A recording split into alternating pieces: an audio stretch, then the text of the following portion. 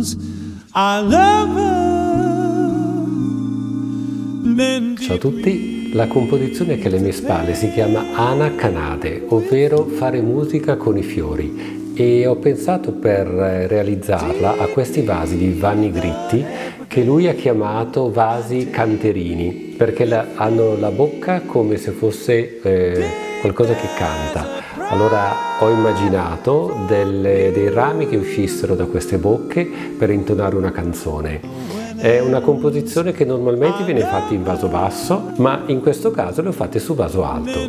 Spero che vi siano piaciute. Se cosa ne pensate mettete nei commenti. Un saluto, a presto, ciao!